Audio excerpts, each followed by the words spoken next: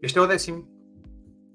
Caríssimo Diogo, é o 10º, sim senhor, como tu dizias em off. Bem-vindos, bem-vindo Diogo, bem-vindos aos nossos 14 ouvintes, ao 10º episódio, esse Sim, landmark senhora. do Capital Aberto. Obrigadíssimo. Epá, a 10º partir de episódio, agora é sério. tens um bolo para fechar com uma velinha? Não tenho. Vamos deixar isso para a nossa sessão de 24 de ceia de Natal.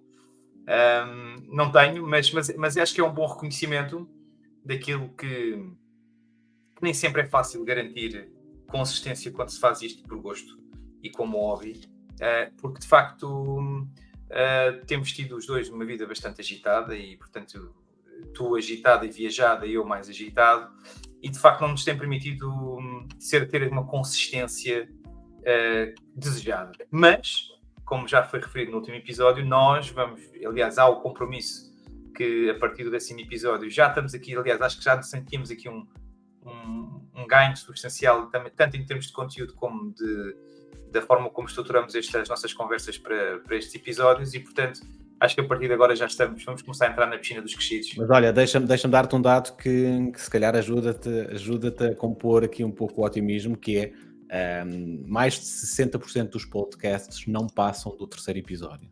Portanto, nós já vamos. Isso é uma boa estatística, pá. É uma ótima estatística para nós. Isso é uma boa estatística.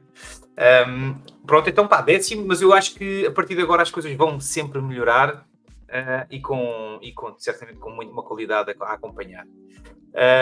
Mas pronto, olha, 10º episódio. O que é que temos hoje para discutir? Olha, temos o que tem sido aqui um bocado a nossa tónica neste momento. Estamos... é incontornável nós acompanharmos aquilo que tem sido a atualidade mediática de política. Deixa-me só dar-te uma nota, desculpa, sem querer interromper o teu raciocínio, uma nota para ti e também para quem nos está a ouvir. Esta semana eu estive bastante aliado, por motivos profissionais, daquilo que se passa em Portugal e na política interna em Portugal. Os mercados financeiros absorveram praticamente todo o tempo que tive disponível. Portanto, tens essa dupla função hoje, não só de elucidar quem nos está a ouvir sobre o que é que aconteceu de relevante em Portugal, a nível político e a nível de negócios, mas também em mim próprio. Muito bem, pronto, então comprometo-se de ver, então vamos lá. Eu, como estava a dizer, que temos de facto notícias e informações que nos permitem ter aqui uma conversa bastante agradável. Parafraseando aqui o Ricardo Araújo Pereira, quando ele falava do programa dele do domingo, que assim não fica fácil fazer um mau trabalho, ele tem sempre muita matéria para conseguir... muita matéria-prima. Ele tem matéria suficiente para manter um programa ongoing, portanto ele assim... ajudam-na bastante a ter aqui um programa e a sua continuidade. Mas Ricardo Araújo Pereira é um humorista de excelência, e para um humorista, de facto, trabalhar em Portugal não é fácil fazer humor. Atenção, não estou a desvalorizar o trabalho dos humoristas, que é fantástico, o Ricardo, entre outros, mas efetivamente é um bom sítio para se fazer humor, porque há muita matéria-prima. Sem dúvida. E pronto, e esta semana, o que é que nós temos aqui? Temos aqui que tinha sido já uma previsão daquilo do temas do nosso podcast anterior, daquilo que iria acontecer eventualmente nas eleições do Partido Socialista. Portanto, foi nomeado com zero surpresa, portanto, a secretária-geral Pedro Nuno Santos. E já isso era amplamente antecipado, falámos disso aqui algumas vezes. Sim, amplamente. Nos últimos episódios.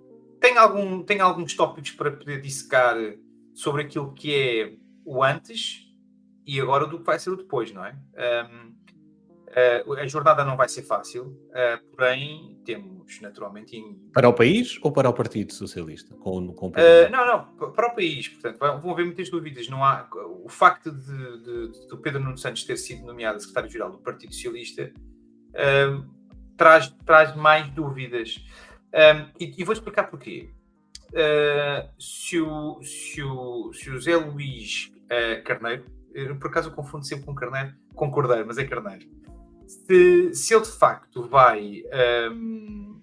se ele tem de facto ganho as eleições no PS, seria um problema muito grande. E porquê? Passo a explicar. Porque se ele tem de facto vencido as eleições, ele iria criar uma maior diferença na escolha dos eleitores. Isto é, ele iria criar uma maior dúvida na decisão dos eleitores. Eleitores esses à direita. Era sem dúvida uma escolha mais à direita socialista, Uma escolha mais moderada, não é? Uma escolha Enquanto muito que o mais Pedro moderada. Nuno Santos polariza claramente à esquerda Claro. o Partido Socialista. Portanto, de certo modo, ele ajuda, o facto do PNS ter sido vencedor nestas eleições, neste caso do Partido Socialista, garantiu que não vão residir dúvidas na escolha de quem é que será o próximo Primeiro-Ministro. Onde as dúvidas permanecem é nas extremidades, que é a esquerda e a direita, do que possa ser Bloco de Esquerda e agora uma facção também socialista mais à esquerda, e que temos também depois à direita o Chega, que está a conseguir buscar votos à esquerda. Portanto, isto é um fenómeno muito engraçado, e que já foi dito por muitos comentadores políticos, que não é o nosso caso, nós somos curiosos apenas, mas tem a transferência de voto de um Bloco de Esquerda para um Chega é mais comum do que as pessoas imaginam. E, portanto, havendo esta escolha e havendo esta decisão do Pedro Nuno Santos seguir em frente, acho que não deixa dúvidas sobre aquilo que vai ser o futuro do país. Vírgula. Temos à nossa frente também uma particularidade, que é uma postura e uma arrogância que é meio que um déjà vu de um mini Sócrates. Não sei se reparaste que é incontornável que o Partido Socialista se identifica muito com este perfil de líder, que é engraçado, que é sempre uma postura fator X indiscutivelmente, mas com uma postura mais arrogante e com uma postura... Aliás, o Costa era arrogante KB, acho que o nosso antigo primeiro-ministro tinha uma particularidade, que era um animal político. Suspezinhou quem se enfrentou, quem foi no caminho dele, não é? Como sabemos, o José Seguro, portanto, o que ele fez ao José Seguro acho que foi uma canalice, mas pronto, é o que é, e foram todos concordantes e coniventes dentro do partido, mas tem um perfil também algo autoritário, até mesmo agora a forma como ele sai depois mesmo deste frição todo, a forma como ele abandona o cargo de primeiro-ministro é também de alguma arrogância, portanto, e isto parece-me a mim que há aqui um padrão bastante claro. Mas deixa-me voltar atrás. Então, no teu entender, pelo que eu percebi Desculpa, do teu ainda bem que me discurso, interrompeste. é claro para ti que o Partido Socialista irá ganhar as eleições. A dúvida reside entre o Partido Socialista ganhar as eleições com uma maioria de esquerda e ter a possibilidade de formar um governo, ou o Partido Socialista ganhar as eleições, mas não haver uma maioria à esquerda, haver uma maioria à direita e haver a possibilidade de uma espécie de geringonça à direita. É essa a tua visão? À direita ou à esquerda? Desculpa, a geringonça que estás a falar à direita ou à esquerda? Vou falar de uma geringonça à direita, caso o PS seja... Porque parece-me, pelo teu discurso, é claro para ti que o Partido Socialista vai ser o partido mais votado. Ou não? Eu acho que o que vai acontecer aqui, na minha opinião, é uma dificuldade. Então, eu acho que a ideia que eu tenho é, isto é futurologia, não é? Portanto, nós não conseguimos... Eu já falámos disto em tempos, não é? Eu tenho que me posicionar no dia 10 de março e temos que pensar quem é que vai ser o perfil do eleitor. A malta está cansada de ir às urnas, não é? E é sempre o mesmo ramo-ramo. Portanto, tu não tens aqui as pessoas... Isto é um pau de dois bicos na perspectiva, na medida em que tu tens a malta cansada em querer evitar... Para fazeres mudança tens que ir às urnas, mas a malta não quer ir às urnas, está farta desta marmelada. E depois, situações como é o Pedro Nuno Santos, não dão grandes esperanças de futuro. Porque a população portuguesa está cansada de ir às urnas? Tens essa ideia? Olha lá, então... Nem há um ano, nem há 2 anos, já foste definir um governo porque tinha caído. Deste-lhe uma maioria absoluta, porque de facto a malta queria fugir de um voto ao Chega. Grosso modo, não é? Assim um bocadinho. Tiveste aqui um problema nos últimos 8 anos, tiveste de formar 3 governos, quer dizer, isto não é muito normal, não é? Não é, mas daí a concluirmos que a população portuguesa, a votante, porque esse é um ponto importante, não é? Porque metade dos votantes não votam. Se calhar esses sim estão cansados e não votam, nem sequer votam. Aqueles que votam são os militantes partidários, não é? Aquelas pessoas que votam no partido, no seu partido, como quem vota como quem tem um clube de futebol tem o seu partido, e vai lá votar sempre na mesma cruz, não é? Salvos as situações de grande exceção, de um cansaço muito profundo com algo que possa ter acontecido na política interna em Portugal, mas raramente isso acontece em Portugal. Mas era exatamente isso que eu queria tocar, que era, e referir naquilo no meu raciocínio de há pouco, de quem é que é o perfil do eleitor de 10 de março. Temos, garantidamente, função pública a votar em peso, temos, garantidamente, os pensionistas a votar em peso, e esses são, é o perfil de eleitor, esses são os grandes eleitores decisivos naquilo que é a tendência de uma escolha socialista constante no nosso país. Naturalmente que existe depois uma grande fatia, seja de jovens, de séniores, seja do que for, de empresários, mas esses nunca têm uma massa, nunca têm um peso tão preponderante como tem um peso de uma função pública e de uma classe pensionista. Portanto, ainda vivemos aqui ainda vivemos aqui um estigma da questão do Passos Coelho ser o maior sacana da história do ponto de vista político, porque cortou com tudo e com todos, quando teve que cumprir uma agenda que não era a dele. É uma causa perdida, vai continuar a ser e não... Exatamente. Portanto, não enquanto há... isto existir, enquanto isto assim for, acho que vamos meter assim, inevitavelmente, uma escolha à esquerda daquilo que... Portanto, o Pedro Nuno Santos, tendo sido eleito pelo Partido Socialista como o seu secretário-geral, sendo alguém que polariza à esquerda, não poderá facilitar a vida ao eleitor que sabe claramente que tem duas opções, uma opção claramente à esquerda e uma opção claramente à direita? De facto, ficamos com o centro de alguma forma esvaziado, que aí sim pode gerar alguma dúvida em uma boa parte, não diria a maior seguramente, mas uma boa parte dos eleitores?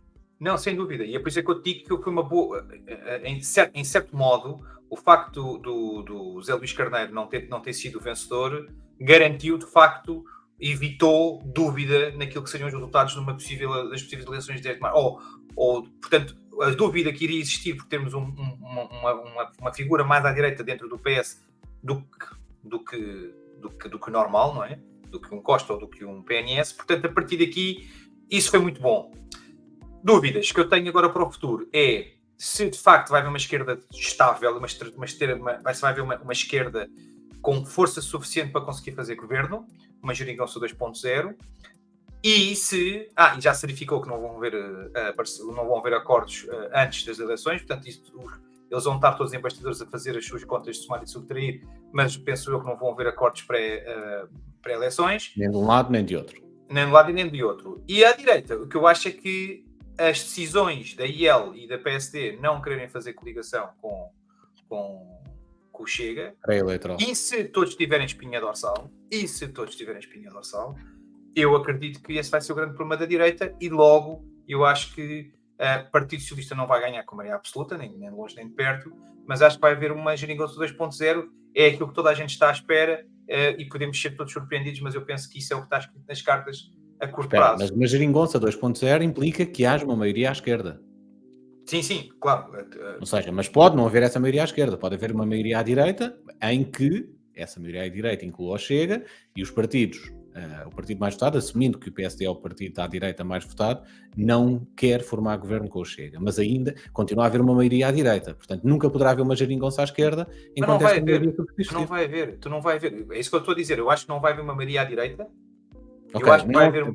Acreditas que haja uma maioria à esquerda, claramente? Então, acredito que haja uma maioria à esquerda, sim, com geringonça. Acho que o PS, o que eu quis dizer, se calhar ainda bem que me corrigiste, o que eu estou a dizer é que não vai haver maioria absoluta por parte do PS, vai existir uma maioria à esquerda, onde se vai criar uma geringonça 2.0 que, na minha perspectiva, aniquilou o Bloco de Esquerda durante alguns anos e com, sem dúvida nenhuma, PCP. Portanto, acho que foi tirar-lhes palco e narrativa dentro do próprio Parlamento, e isso garantidamente fez os estragos que hoje ambos os partidos neste momento estão a viver, não é? Muito bem. Mas revisitando aqui um tema que é alguns tópicos que eu gostaria só de referir em relação ao Pedro Nuno Santos. Posso só aqui fazer aqui, até se calhar depois servimos isto até para a nossa descrição, mas de facto, nunca esquecendo, Pedro Nuno Santos negociou a nova lei de bases de saúde com o Bloco de Esquerda e com o PCP. E foi aí que começou o princípio da crise da SNS. Porque eles estão lá há 8 anos, não estão lá há 4, estão lá há 8. Foi também um dos concordantes em relação ao imposto à morte-água. portanto, o imposto de Mortágua subentenda-se o adicional de IMI. Certo. Queimou os 3,2 milhões de euros que sabemos da TAP, não é? Como chamamos aqui, queimou. Há aqui as conversas de bastidores, é que, de facto, ele não era de todo fã do antigo acionista brasileiro que existia, onde tinha a maior fatia da parte privada da TAP, e, portanto, do Newman, portanto, e logo injetou e mandou-os embora assim que pôde. A questão do aeroporto, acho que é ainda uma dúvida grande que ele não conseguiu explicar. O aeroporto ele não conseguiu explicar. Ele já disse que nunca acordaria uma manhã para conseguir avalizar um aeroporto. Ele já disse que não é louco o suficiente para acordar uma manhã e fazê-lo, mas também não conseguiu explicar porque é que o fez. Exato. Pronto, que é estranho, não é? As indemnizações da TAP foram acordadas por WhatsApp, que é uma vergonha. Ele a dado momento diz que iria pedir um esclarecimento por escrito, como foi aquilo que daquilo que eu tinha falado contigo. Ele foi pedir um esclarecimento por escrito, é uma coisa que foi ele próprio a aprovar, portanto, por via do Ministério. E, portanto, eu acho que isto é um espelho de que quem está dentro do Partido Socialista sabe deste currículo, sabe que isto existe nesta figura, ainda assim o Partido Socialista considera isto sendo uma cara válida para que... Atenção, isto tem 8 anos. Isto tem 8 anos. Estas histórias todas têm 8 anos. E, portanto, isto é simplesmente assustador. Como é que o Partido Socialista, um dos maiores partidos com mais história desde o 25 de Abril, aceitam que isto seja a cara de um futuro possível governo. Pronto, desculpa, eu estou aqui a abusar aqui o teu tempo, mas eu fico sempre... Não. Estamos aqui para ter ideias. Mas olha, pegando na tua última frase, a questão é até que ponto é que os partidos, e o Partido Socialista em particular, mas qualquer outro partido, está preocupado numas eleições, na imagem que passa, na agenda que passa, e não simplesmente em ganhar as eleições. Ou seja, o Pedro Nuno Santos, que é claramente uma personalidade mais carismática do que o José Luís Carneiro, e claramente terá sido esse o fator diferenciador para ganhar as eleições. O Partido Socialista escolhe, obviamente, para além de todo o lobby que existe por trás dos aparelhos partidários, mas escolhe fundamentalmente um líder para ganhar. Os partidos querem, sobretudo, manter o poder, querem conquistar o poder. Não interessa qual é que é o dogmatismo subjacente a qualquer um dos líderes ou dos candidatos a líderes. Interessa, sobretudo, escolher a figura que lhes permite conservar o poder. E Pedro Nuno Santos, claramente, tem muito mais isso do que José Luís Carneiro, independentemente da sua capacidade política ou não. Portanto, eu percebo aquilo que tu dizes, mas acho que é a última das preocupações do Partido Socialista, e falo do Partido Socialista, mas podia estar a falar do PSD na mesma. Seria igual. É a última das preocupações a mensagem política que passa para o eleitorado, do ponto de vista do que é que esta personalidade defende, quais são as suas matrizes, quais são os seus dogmas. É sobretudo importante num partido político a escolha de um líder que lhe permita ganhar a realpolitik como teoria política máxima. Sim, mas diz muito sobre um partido, não é? Diz muito sobre um partido, acho eu. Não diz muito sobre um partido, diz muito sobre a política, Diogo, porque isto não é um partido, é transversal. Pronto. E é transversal em todo o mundo e é transversal ao longo da história, não é? Pois. Mas olha, eu desenvolvi uma teoria e acho que era interessante trocar contigo esta opinião contigo.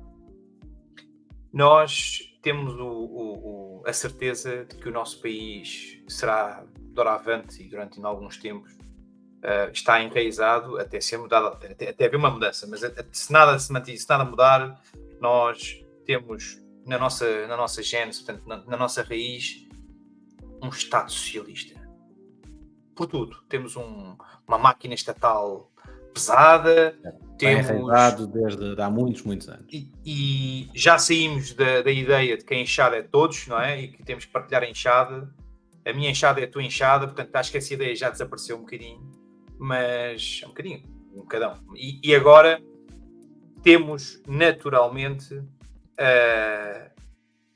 uma máquina, um polvo, um tentáculo no Estado em todo o lado. Na saúde, na educação, em todo o lado, seja onde for. Agora, o desafio, aquilo que eu penso é, já que o país é assim, como ADN, se nós vamos viver como país socialista nos próximos anos, eu acho que era importante haver um desafio de reflexão de quem governa ou quem dirige alguns ministérios têm que ter, acho que as pessoas devem começar a falar por objetivos, tem que começar a haver uma gestão.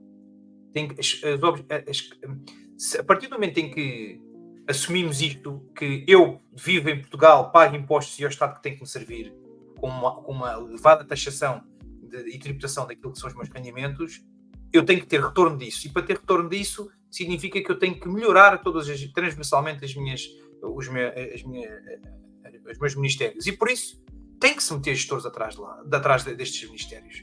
Não podem ser políticos, não podemos andar a vender demagogia. Isto para mim é uma ideia que eu passo. Quer dizer, há bons gestores socialistas, quer dizer, há muita gente que tem empresas e que tem na sua ideia, no seu ideal, serem socialistas. Mas tem que se deixar de pensar, estamos no século XXI, temos que deixar de viver uma ideia, acho eu, mas isto é uma ideia consensual.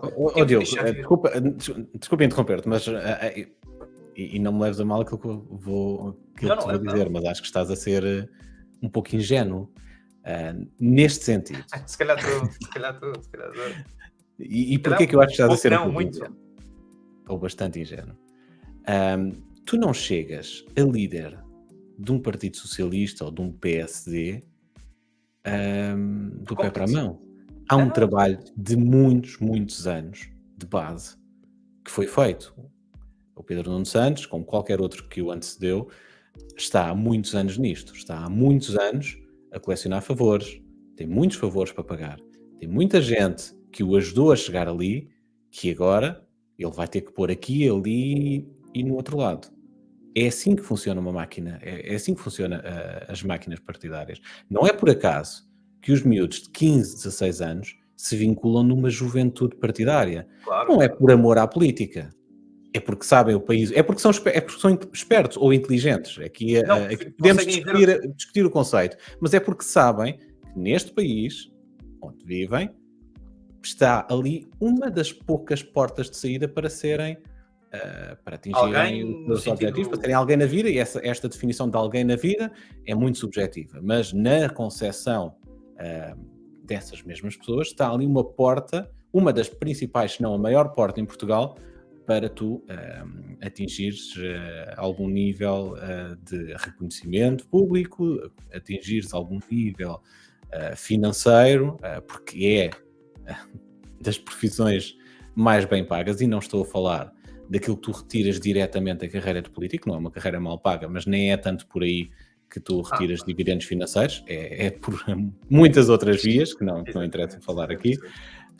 Portanto, percebo aquilo que tu dizes, teórico, do ponto de vista teórico faz todo o sentido, ou seja, ok, assumimos que somos um Estado socialista, assumimos que somos um partido socialista, mas vamos ser um partido socialista eficiente, um partido socialista ou um país socialista bem gerido, porque teoricamente nada, o ser socialista tem a ver com as tuas concepções, as concepções de economia, concepções de política, a tua concepção de sociedade, mas não conflitua, do ponto de vista teórico, não conflitua com gerires bem um ministério, não conflitua com gerires bem as causas em que tu és responsável por elas.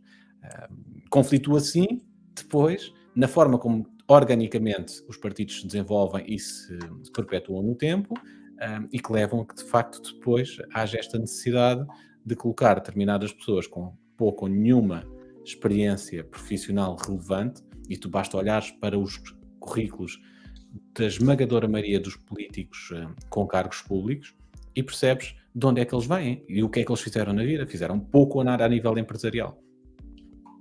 Certo. Sim, eu percebo, obrigado por ter-me chamado ingênuo, e porque de facto o meu comentário Mas é um bom ingênuo, atenção, é um ingênuo sonhador. Estava agora a brincar contigo. Mas eu acho que esta reflexão é uma reflexão importante, porque eu acredito que quando alguém que tem um poder de governar um país, que não há preparação possível para isso, portanto tem que ser nativamente uma pessoa com um perfil para ser um líder de um país é algo muito particular. Mas uma das coisas que eu faria se estivesse no lugar numa posição muito semelhante, eu naturalmente que procuraria sempre munir-me de pessoas que de facto competentes e pessoas que conseguissem de facto traduzir a produtividade pronto, em qualidade naquilo que era nos serviços que o nosso país precisa. Bons exemplos, nós temos um bom exemplo de que pode ser apartidário e ser um bom governante, como é o caso do Paulo Macedo. Gosto sempre São exceções à regra, Diogo. A esmagadora maioria dos políticos e dos gestores públicos vem do aparelho partidário. Eu percebo perfeitamente aquilo que tu dizes, mas lá está, uma vez mais reitero, por teres essa visão, provavelmente nunca chegarias a essa posição. Não, nunca. Não é defendendo a meritocracia que tu chegas a primeiro-ministro, garantidamente. Porque tens que fazer um caminho dentro do partido para que quem lá está dentro, a levar-te ao colo, saiba que tu, quando chegares ao cargo máximo de poder, vais-lhes dar a mão a quem te levou ao colo e não vais chamar aquela pessoa que é competente para aquele cargo. Sim. É uma visão bastante crua, bastante agora, o futuro, pessimista, mas o que é que eu acho? O que é que vai acontecer? E até houve algumas publicações recentes, desde sábado até então. O que é que temos? Temos aqui a questão de um jovem que é um líder jovem do PS, Partido Socialista, e que ele vai ter que claramente esconder e arrumar os seus esqueletos no armário relativamente àquilo que é a sua veia mais radical de esquerda. Eu acho que ele vai ter que camuflar isso de alguma maneira. Aquele radicalismo que ele por vezes com que falava no passado, acho que vai ter que ser, sem dúvida, vai ter que consta que já o está a fazer, segundo algumas coisas que li. Quem é especialista em análise política tem referido isso, que nas últimas... Sim, já não é o mesmo... Tem vindo a mudar significativamente o seu discurso. O facto dele, por vezes, esta juventude dele traz às vezes alguma impulsividade, portanto traz alguma inexperiência em conseguir não disparar para todo lado, onde o aeroporto certamente foi uma dessas situações. Desculpa interromper-te, mas essa eu diria que é a única crítica que eu não consigo rever ao Pedro Nuno Santos, crítica que lhe é feita sobretudo pelos quadrantes mais à direita, que é a sua jovialidade e impetuosidade.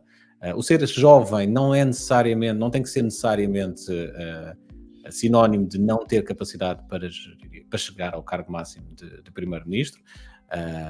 Temos muitos exemplos de políticos que não eram ou não são propriamente jovens na sua idade e que não foi por ela experiência política que desempenharam um bom papel. Portanto, nem ser jovem é automaticamente sinónimo de não estares preparado para ser líder, como também a idade ou a experiência não necessariamente implica que vais ser bom a executar aquela função. Portanto, não me revejo nesse comentário, nessa crítica, e na impetuosidade dele, que também é muitas vezes apontada.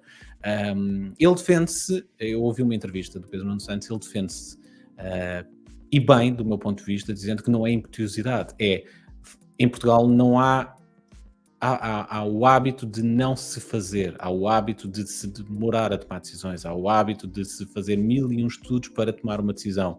E ele não é assim, ele tem as suas convicções e é um homem de ação, que gosta de fazer e faz num ritmo mais rápido ou mais acelerado do que aquilo que historicamente nós estamos habituados a ver nos nossos políticos, e isso é catalogado como sendo impetuoso. Eu acho que ele defende-se bem e concorda em parte com o argumento dele. Em Portugal, de facto, demora-se demasiado tempo para se tomar decisões, demora-se demasiado, faz-se 1001 estudos para mudar o que quer que seja, anda-se a estudar reformas disto, daquilo, reforma da saúde, reforma da educação, reforma da segurança social, anos e a fio, e não se faz nada. E se calhar temos que fazer mais, não é? Temos que ser mais impetuosos a fazer, e se não correr bem, se não funcionar, tenta-se outro caminho, mas tentou-se. Mas ele é vítima dele mesmo, ou pelo menos aquilo que é o partido dele, não é? Porque Eu percebo o teu comentário, mas eu não estou a dizer que o facto de ele ser jovem tem que ser uma relação direta em relação àquilo que possa ser esse ímpeto que ele tem de querer mostrar trabalho. No entanto, acho que há decisões, como é o caso do aeroporto, que é um bom exemplo em relação à TAP, e mesmo assim, naquilo que é a opinião dele sobre a TAP, é uma opinião que eu acho que é muito leve, é uma opinião e depois responde de forma sem substância. Continuas a tu não ter hoje dele uma resposta sobre aquilo que é um dossiê da TAP. Portanto, não tens pronto, mas percebo o que me queres dizer, e se houver alguém que consiga imprimir pressão e responsabilidades em tomar decisões boas ou más têm que ser tomadas, portanto, isso também concordo, seja à direita ou seja à esquerda, portanto, não estou aqui a ser parcial nessa matéria. Mas pronto, estava muito bem. Olha, deixando o Pedro Nuno Santos de lado, ou tens mais alguma coisa a acrescentar? Não tenho. Era basicamente isso, e portanto, e por último, era a questão, essencialmente, daquilo que ele vai ter que tomar, vai ter que publicamente de explicar, que eu acho que ele não vai fazer na relação àquilo que é a sua opinião, a sua visão até 10 de março sobre aquilo, uma possível geringonça. Acho que isso também é uma coisa que ele deveria ser claro, e acho que ele vai ser político. Não vai fazer. Estrategicamente não vai fazer. Nenhum partido vai publicamente assumir uma posição sobre o que é que irá fazer sem ter os números na mão. Exatamente. E avaliá-los. Seguindo em frente, o que é que temos mais? O que é que aconteceu de relevante em Portugal que mereça destaque e o nosso comentário aqui neste espaço? Não, olha, como tu disseste bem, tiveste uma semana mais difícil e mais agitada no que respeita a possível acompanhamento de novidades em Portugal. Mas não vou-te deixar terminar este programa de hoje sem tu me dares a tua opinião relativamente a esta atrapalhada, acho que posso ser atrapalhada, relativamente aqui à Farfetch. Gostava muito comentário final da minha parte em relação a esta Farfetch. Gostava muito que tu me ajudasses a explicar e a explicar aqui os contornos dos últimos episódios da última semana. Temos sempre um agridoce, e eu tenho reparado nisto naquilo que têm sido as notícias, principalmente portuguesas, as notícias portuguesas, que invocam sempre como o primeiro unicórnio, como se fosse uma grande responsabilidade ter atingido esse estatuto. Sem dúvida que fez muito buzz, sem dúvida que foi um milestone muito importante para eles, como para qualquer outra empresa, mas parece que há um gosto particular de a primeira portuguesa falhou. Mas pronto, tens algum comentário para dizer sobre... para nos dares aqui assim, fazer aqui um wrap-up daquilo que foi esta semana louca semana e meia louca de Farfetch? Olha, eu acho que aquilo que aconteceu com o Farfetch, na verdade, nós, se calhar em Portugal ou na Europa, eu diria, na Europa é menos comum, nos Estados Unidos é bastante comum empresas falirem ou... tecnicamente, a Farfetch, e com as notícias de hoje, aproveito para fazer esta atualização a quem nos está a ouvir, a Farfetch finalmente consegue encontrar um investidor, uma empresa, um grupo sul-coreano que vai investir 500 milhões e assegurar a liquidez de curto prazo que a Farfetch necessita para não fechar portas, para não apresentar default ao regulador americano. Mas é algo que é comum nos Estados Unidos, ou seja, empresas falirem, fecharem portas e seguirem os seus administradores, os seus fundadores seguirem caminho e quiçá fundarem outras empresas. Na Europa este tema é menos... é mais sensível, é menos aceite. Sim. O falhanço na gênese da cultura empresarial europeia, o falhar, uma empresa fechar portas, o declarar falência, tem um estigma significativamente superior àquilo que acontece nos Estados Unidos, e talvez também por isso o dinamismo empresarial nos Estados Unidos é significativamente superior àquilo que é o dinamismo empresarial na Europa. Farfetch era uma empresa que de facto dava prejuízo atrás de prejuízos, meteu-se de facto numa atrapalhada recente que teve a ver sobretudo com a fuga para a frente. Eu acho que esse a grande lição a tirar aqui. Farfetch nos últimos meses já estava em dificuldades, inclusivamente recusou-se a apresentar resultados, muito recentemente, há 2 semanas atrás, salvo erro. Quando começou, não é? Diz? A alavanche começa aí.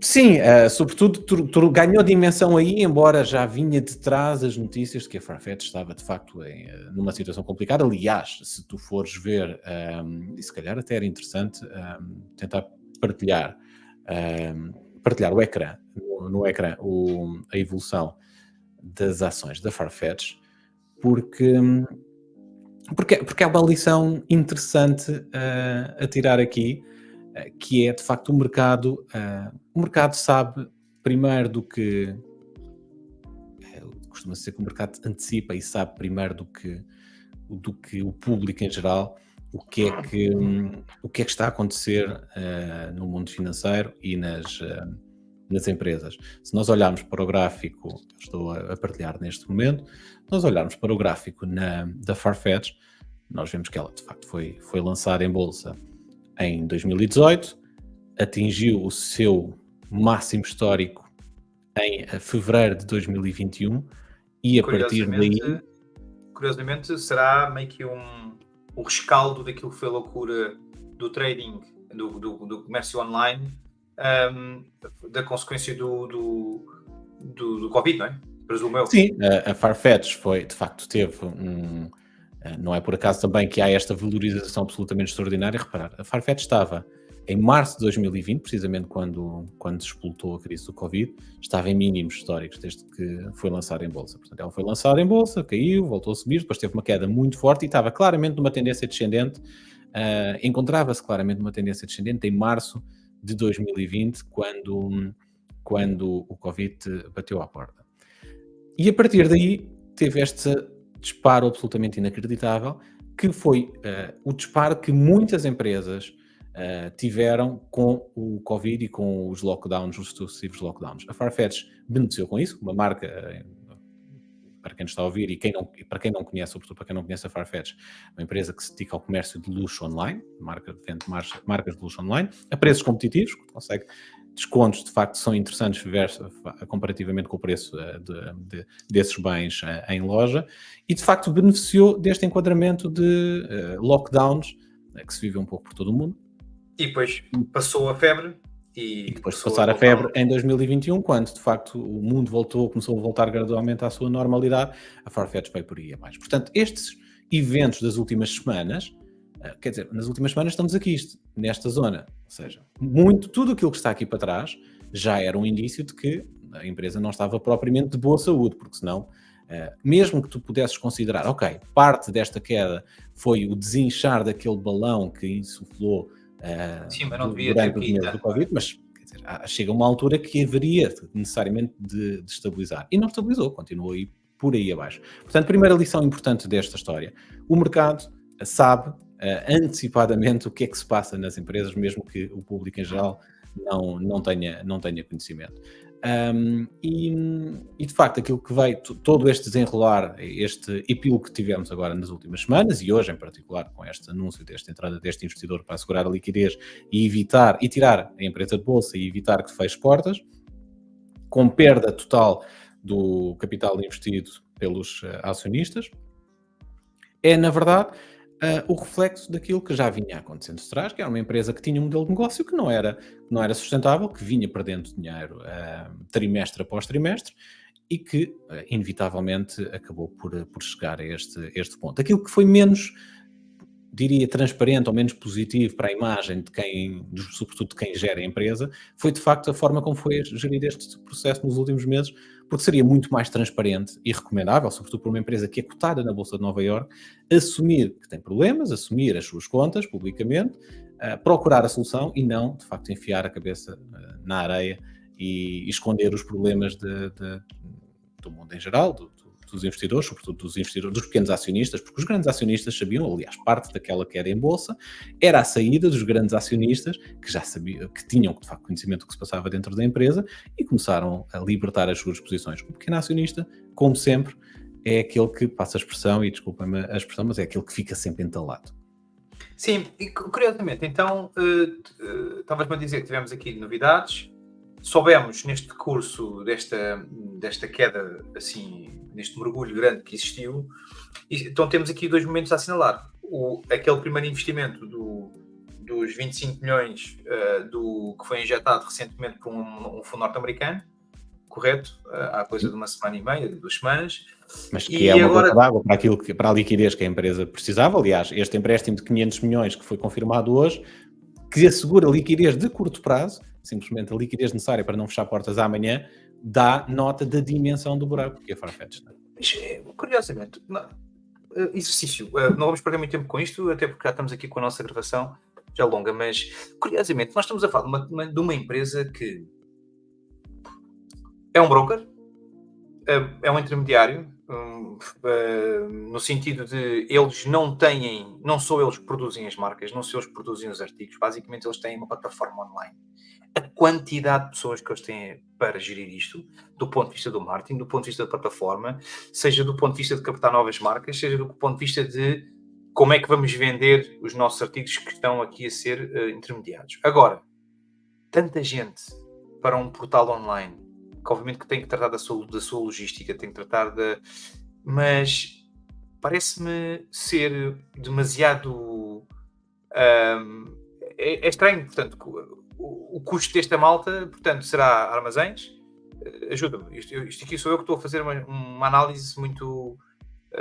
assim parte do problema da Farfetch passou pela necessidade de ganhar escala, de ganhar dimensão e de ganhar cota de mercado. E com isso, qual era o plano da empresa para conseguir? Descontos, preços abaixo dos preços. Ou seja, a Farfetch estava a assumir parte do custo, como custo de marketing, aquilo que era o desconto que tu estavas a conseguir naquele bem. Como tu sabes, os bens de luxo não são propriamente bens dados a descontos significativos. Portanto, a Farfetch assumia como custo de marketing esses descontos que promovia no seu website. Não sei se é isso tudo, não estudei a fundo a saúde financeira da Farfetch, mas parte do problema seguramente passará por aí. Não sei se é todo o problema, mas parte dele era residia claramente nesse ponto.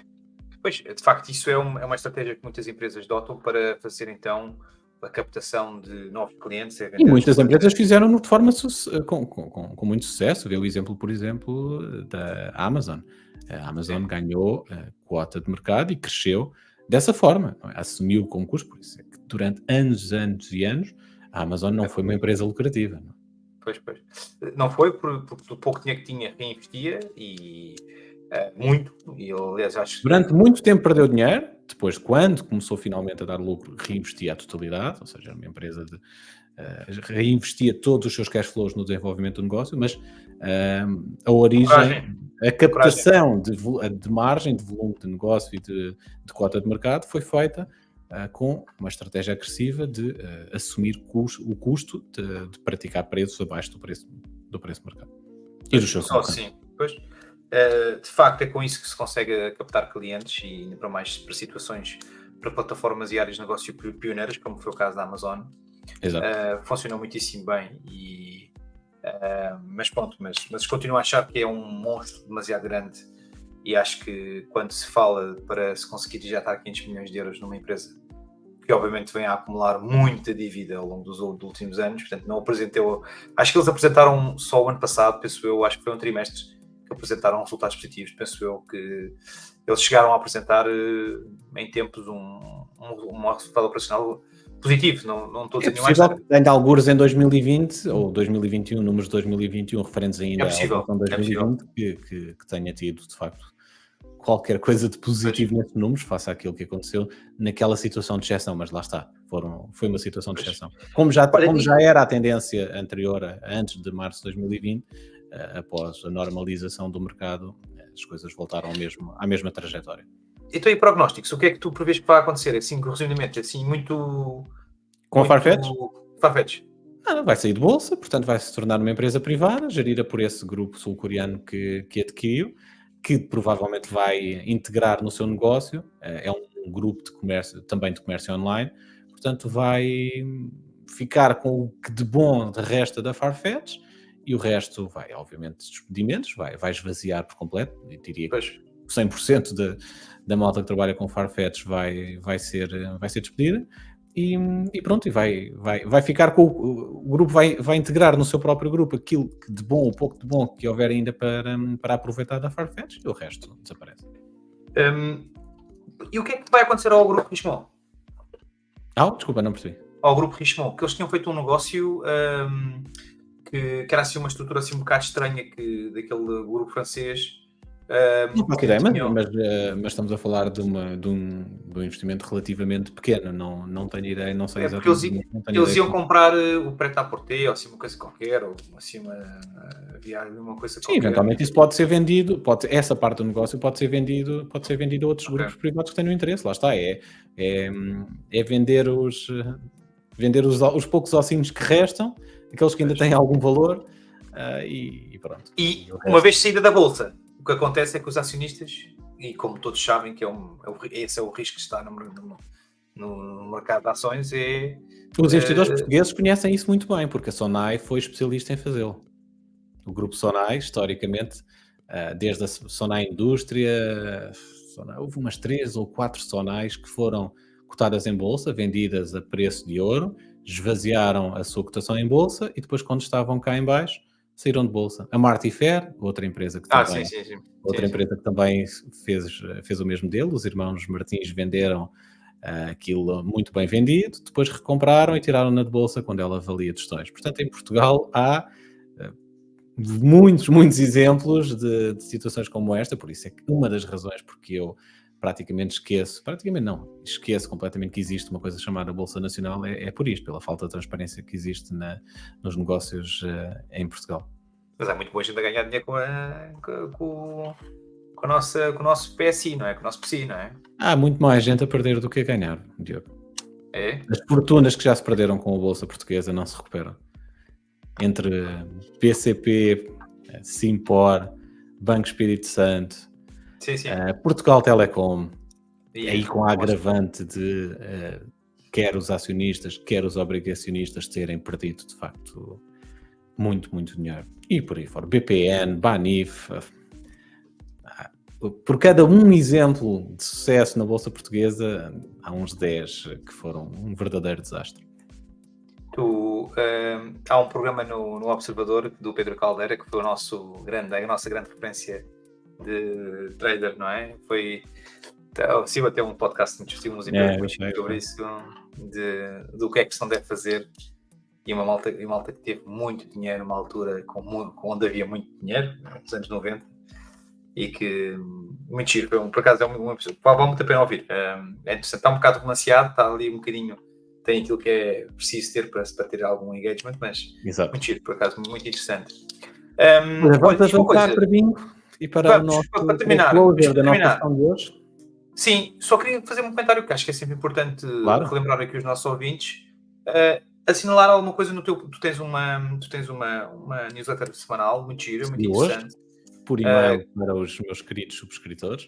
Exatamente. O que é que gostarias de salientar? Eu, como teu subscritor, recebi e assinalei com alguma esperança e agrado aquilo que são as expectativas de uma baixa de juro mundialmente, mas onde aqui para a Europa, mundialmente, mentira, no Banco do Japão eu vi por acaso inversamente uma... Sim, o Banco do Japão ainda não, o Japão está num campeonato à parte. Mas sim, esse tem sido o grande trigger do mercado, deste rally que o mercado acionista tem feito neste final do ano, sobretudo neste último trimestre, desde outubro até agora, que é de facto a expectativa de cortes nas taxas de juros no próximo ano.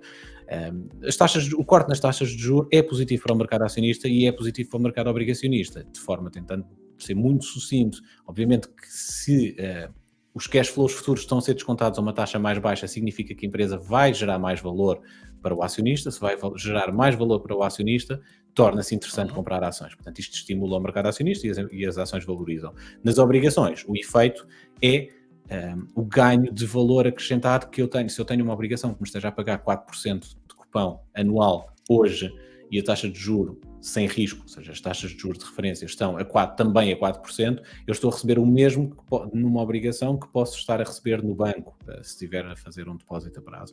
Se as taxas de juros vierem para 3, para 2, para 1, o meu ganho relativo torna-se cada vez maior. Portanto, há um ganho adicional, um incremento de valor na obrigação por via da descida das taxas de juros. Portanto, cortes nas taxas de juros que se esperam para 2024 são positivos para o mercado acionista e para o mercado obrigacionista. O meu receio é até que ponto é que todo este rally não incorpora já essa expectativa e que o materializar do corte nas taxas de juros a acontecer em 2004, como parece bastante provável que aconteça, não vai ter o efeito que os investidores esperam que tenha, porque isso já está absorvido com esta subida que o mercado teve neste final do ano. Sim, sim. Essa é a minha tónica é sobretudo o ponto que eu gostaria de realçar em relação ao ano 2024 e depois, porque isto pode de facto colocar em causa para um investidor que pensa, ok, então será que vale a pena estar a investir ou não? Se há essa probabilidade ou essa possibilidade de grande parte daquilo que o mercado tem a subir por corte das taxas de juros já efetivamente tenha subido, se calhar não vale a pena estar a investir agora.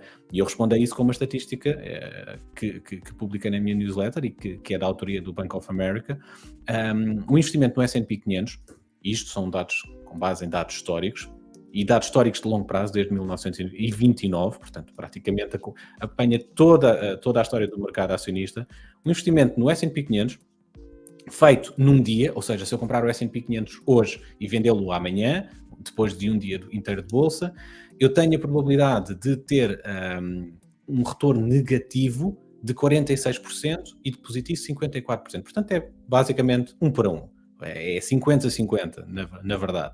Mas se eu conservar esse investimento durante 10 anos, a probabilidade de eu ter retorno negativo é de 6%. Ou seja, eu tenho 94% de probabilidade de ter um retorno positivo se tiver 10 anos investido no S&P 500.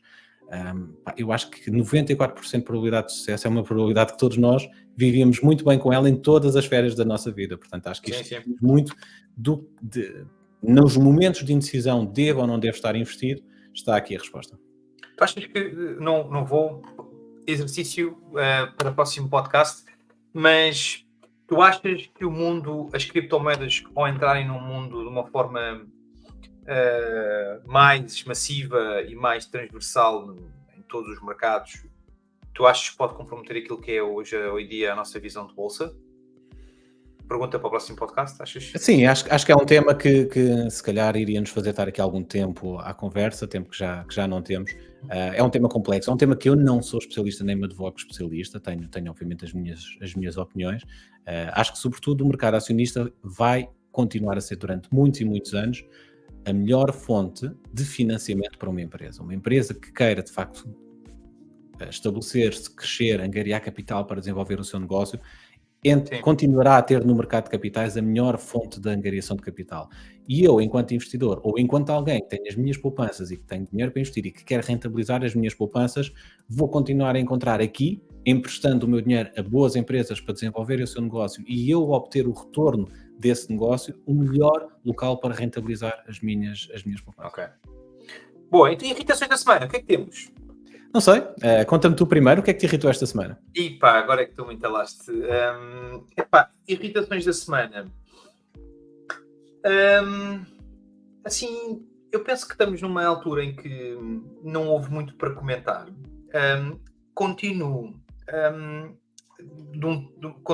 perplexo com a incapacidade de nós conseguirmos reagir àquilo que são estas ditas. Não sei se tens reparado que tem sido transversal e europeu, de uma forma por toda a Europa, estas manifestações dos clímax da vida. E continuo a achar que e isso irrita-me porque são demagogias falsas e baratas. Este veículo de queremos ter os nossos 5 minutos de fama, e continuamos neste momento a fazer este tipo de manifestações que são só estúpidas, não é? Quer dizer, quando há um tipo que bloqueia uma estrada, e não estou só a falar do passado da zona circular, ainda recentemente voltaram a bloquear outra estrada aqui em Portugal, e eu continuo a pensar na bizarrice que passa na cabeça daquela gente que, primeiro, não é a forma de manifestar, e continua na dúvida o que é que passa na cabeça daquela gente quando têm uma fila de carros com o carro completo. É que a mensagem é um bocado parva, quer dizer, continua o carro a trabalhar e eles ali parados à frente, quer dizer, isto é uma forma de protesto de que maneira, não é? É para aparecer nas notícias. Sim, continuo a achar que isso é, sem dúvida, a maior bizarrice da forma de protesto, com o chavão ou com o argumento de que temos que ter um mundo melhor. parando o trânsito e a continuar a comer o soja e o tofu vindo do Vietnã e dos Cambodjas da vida, que custa Da uma agricultura fortuna. intensiva e blá blá blá. E a malta ou então continua, ou a malta Os vem... abacates biológicos que consomem mais água do por que... amor de Deus. Ou nós voltamos a viver nas cavernas com algodão que temos que ir lá de sacar a lã e o algodão das ovelhas da natureza, para conseguirmos fazer os nossos casaquinhos, porque senão o petróleo não... Enfim. Enquanto continuarmos a chamar esses rapazes ativistas e não aquilo que eles verdadeiramente são, vamos continuar a ter este tipo de... Sim, e portanto, eu diria-te que esta será a minha irritação da semana, que também se traduz, em certo modo, em jeito de desfecho, em relação àquilo que foi o COP28, que andaram todos ali às cabeçadas, e mais uma vez, quem tem dinheiro é quem manda no show, não é? Quem paga o palhaço é que manda no palhaço, e portanto, e foi exatamente isso que aconteceu, e ao que parece, ficámos com o possível de extermínio ou término, neste caso, de usos deste tipo de combustíveis fósseis para 2050. Portanto, vamos ver o que é que isto vai dar. E tu, meu caro? Olha, muito rapidamente, irritou-me solenemente, porque desconhecia por completo, um artigo que li esta semana sobre as marcas que boicotaram os seus produtos na Rússia, no seguimento da guerra ou de invasão da Rússia à Ucrânia, mas que na verdade continuam lá a vender os seus artigos. Simplesmente não vendem com o seu branding original. Estamos a falar de Levi's, estamos a falar da Reebok, estamos a falar da Zara, estamos a falar de uma série de marcas que continuam a ter as suas lojas na Rússia, nos centros comerciais da Rússia, mudaram-lhe o nome, ou seja, a Levi's não se chama Levi's, mas tu entras na loja, a empregada está com roupa da Levi's, os produtos são todos da Levi's, simplesmente chamam-se outra coisa diferente. Os produtos têm a etiqueta da Levi's, catalogados como Levi's, a loja é que não se chama Levi's. Tudo o resto é exatamente igual, ou seja, basicamente fizeram um rebranding das suas marcas, um facelift, nem é um rebranding, porque lá dentro a marca é exatamente a mesma, exatamente os mesmos que estão fora da Rússia. É apenas e só o facelift das suas lojas. Não vendem diretamente, ou seja, vendem eu creio que é na Turquia que a maior parte dessas empresas estão, ou seja, a Reebok vende os seus artigos a uma empresa, uma entidade qualquer, uma Shell Company na Turquia, por sua vez vende à Rússia estes produtos da Reebok. Para não ser um produto direto... Exatamente, para não ser a venda direta à marca. Eu, por acaso... É extraordinário a perversão com que, por vezes, esta perversão que existe no mundo dos negócios e onde o dinheiro fala sempre mais alto, independentemente do que quer que seja. Mas não tinha essa consciência, porque, aliás, não tinha essa noção, porque eu, de facto, soube que as marcas, muitas delas fizeram boicote, e aquilo que eu tinha visto é que houve muitos empresários russos que, como foi o caso do McDonald's, por exemplo, fechou o McDonald's e abriu uma coisa tipo McDonald's em russo, que é exatamente a McDonald's, mas que era gerido e explorado por russos. Não, eu diria que isto poderá ter acontecido num primeiro momento, naquelas primeiras semanas após a invasão, mas que depois, a partir do momento em que perceberam, ok, isto está para durar, este mercado é um mercado relevante e o dinheiro fala mais alto, mas depois não quiseram dar a outra face e voltar, ou seja, comunicar publicamente e abertamente que tinham voltado atrás na decisão de sair fora do mercado, e arranjaram de facto esta estratégia dissimulada de continuar no mercado, onde disseram que saíam por razões sociais. Okay. Enfim, prefiro de facto a abertura e a clareza de assumirmos as nossas posições de forma direta do que de facto mas lá está, isto passa de facto da mesma forma que tu não sabias, eu também não sabia, calhei a ler isto num artigo, mas a esmagadora maioria, se calhar, das pessoas não o sabe, e é assim que as marcas também capitalizam com esta capacidade de fazerem estas coisas de forma tão escondida, capitalizam no desconhecimento do público, continuarem com este tipo de práticas. Muito bem. Muito bem, olha... É um quase gosto, uma hora de é sempre um episódio. gosto. Muito bem, 1 hora certinha. Passada. Espero que os nossos 17 ouvintes tenham ficado agradados E com os pá, nossos. acho que vamos ver se isto corre bem esta semana. Temos aqui muita matéria, acho que uma matéria muito interessante. Acho que sim. E acho que a partir de agora vamos conseguir começar a interagir e temos já aqui, penso eu, que o nosso flow de como fazemos este podcast já começa a ter aqui alguma lógica. Portanto, vamos ver como é que a partir de agora corre. É isso. Bem-aja, meu caro. Um abraço Igualmente, um e abração. até para a Obrigado. semana.